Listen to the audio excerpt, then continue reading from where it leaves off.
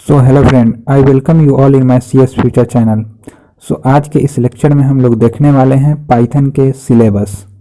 अगर आप पाइथन सीखना चाहते हैं तो आपको कौन कौन से टॉपिक कवर करने चाहिए या कौन कौन से टॉपिक आने चाहिए मैं आपको बताऊंगा।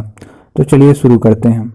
दोस्तों, एक और बात बताना चाहता हूं कि पाइथन बिगनर्स टू एडवांस की प्लेलिस्ट हम लोगों ने स्टार्ट किया है और यह इस प्लेलिस्ट का पहला वीडियो है।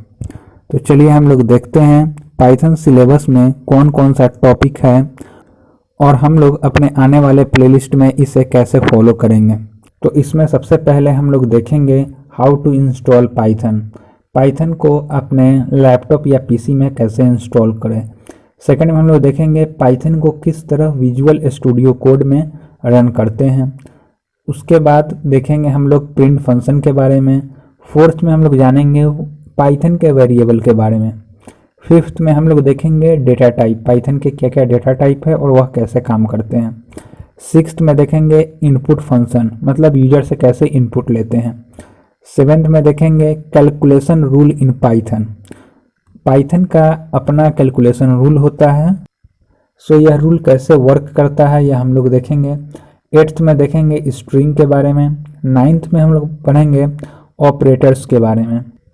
10th नंबर पर देखेंगे कंडीशनल स्टेटमेंट के बारे में, जहां पर इफ एल्स के बारे में पढ़ेंगे। 11th में हमारा आ जाएगा लूप। 12th में हम लोग पढ़ेंगे फंक्शंस के बारे में।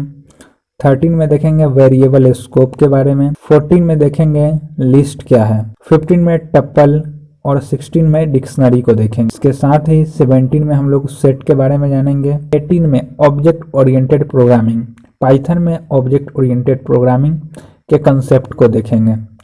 और 19 फाइल में हम लोग देखेंगे इनपुट आउटपुट के बारे में। और लास्ट में हम लोग कुछ करेंगे अमेजिंग प्रोजेक्ट।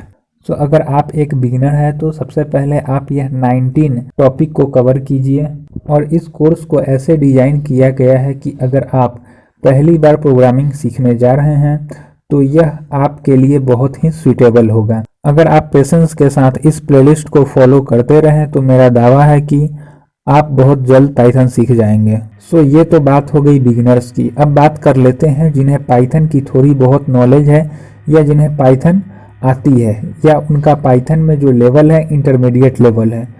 तो आप चाहे तो ये बिगिनर्स का कोर्स देख सकते हैं। तो पहले आप पाइथन सिलेबस के ये बिगिनर वाले जितने भी टॉपिक है उस टॉपिक को देख लीजिए। अगर आपको लगता है कि आपको उस टॉपिक में किसी भी तरह का कोई प्रॉब्लम नहीं है तो आप डायरेक्ट जो पाइथन के एडवांस वाले टॉपिक है उसको देख सकते हैं। अगर आपको एडवांस वाले टॉपिक में कुछ प्रॉब्लम आती है तो आप वापस से पाइथन सिलेबस के बिगिनर्स वाले टॉपिक पर आ जाएं और इसे 2x स्पीड पर देख लें। हम लोग एडवांस पाइथन के लिए भी कोर्स रेडी किए हैं और उस कोर्स का जो टॉपिक है कुछ इस तरह है। एडवांस पाइथन में हम लोग पढ़ेंगे लिस्ट कॉम्प्रिहेंशन, डिक्शनरी कॉम्प्रिहेंशन और अर्ग्स, क्वर्ग्स, लैम्डा एक्सप्रेशन और एनुमरेट फंक्शन और जेनरेटर्स। अगर आप बिगिनर्स कोर्स कंप्लीट कर चुके हैं तो आपको ये एडवांस वाले कोर्स में किसी तरह का प्रॉब्लम नहीं आएगा। हाँ, और मैं सोच रहा था कि एक और प्लेलिस्ट ऐड किया जाए जिसमें पाइथन से रिलेटेड जितने भी एक्सरसाइज होंगे उसमें कवर किए जाएंगे। अगर आप इस चीज़ के बारे में सीरियस है तो आप कमेंट करके बताइए कि एक और नए प्लेलिस्ट को ऐड किया जाना चाहिए या नहीं। अगर आपको यह वीडियो अच्छा लगा तो इसे लाइक करें, सब्सक्राइब करें और दोस्तों के साथ शेयर करें।